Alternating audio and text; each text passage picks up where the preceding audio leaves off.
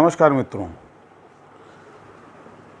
आज की चर्चा का विषय है भारत चीन की गलवान घाटी पे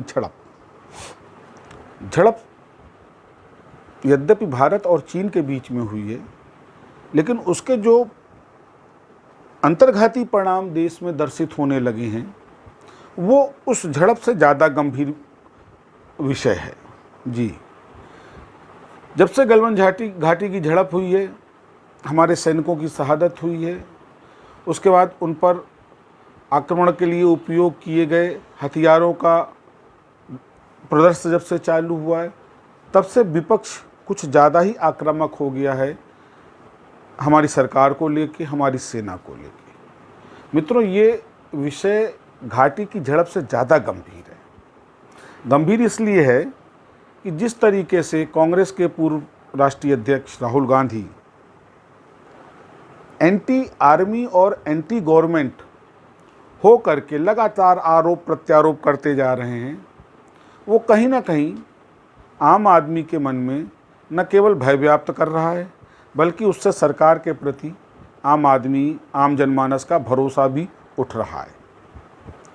मित्रों, विपक्ष का ये फ़र्ज़ है सरकार से प्रश्न पूछे।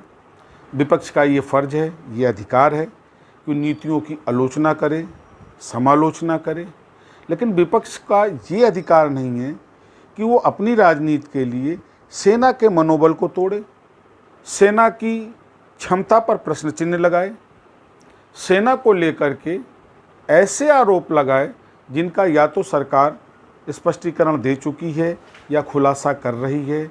और सबसे बड़ी बात, क्या सामरिक परिप्रेक्ष्य में विपक्ष को ये अधिकार है कि वो ये पूछे कि सेना क्या कर रही है, क्या करने जा रही है, क्या करेगी?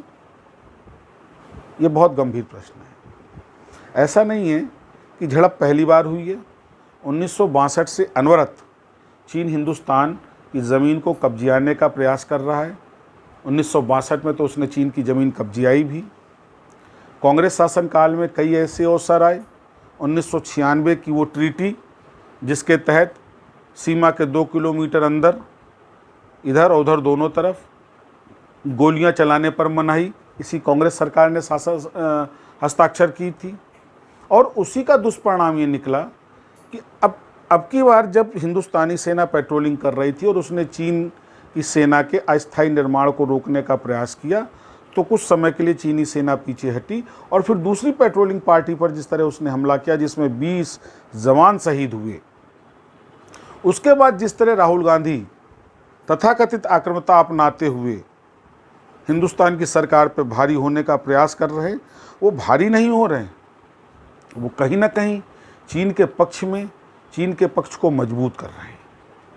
वो कहीं ना कहीं भारत की जनता के, भारत के जनमानस के हौसलों को, उनकी अंदरूनी ताकत को तोड़ने और कमज़ोर करने का प्रयास कर रहे हैं।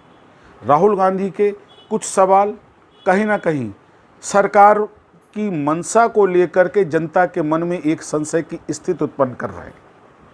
हाल का ही एक प्रश्न जिसको केवल 2 समाचारों में मैंने अब तक देखा है, टाइम्स ऑफ इंडिया ने छापा था, उसके बाद दैनिक भास्कर ने छापा कि हमारे सैनिक चीन की सेना की पकड़ में हैं। एक तरफ भारत का रक्षा मंत्रालय, भारत सरकार, स्वयं पीएम ने इस बात की बाकी सफाई दी कि हमारा कोई भी सैनिक आज की तारीख में चीन की पकड़ में नहीं है।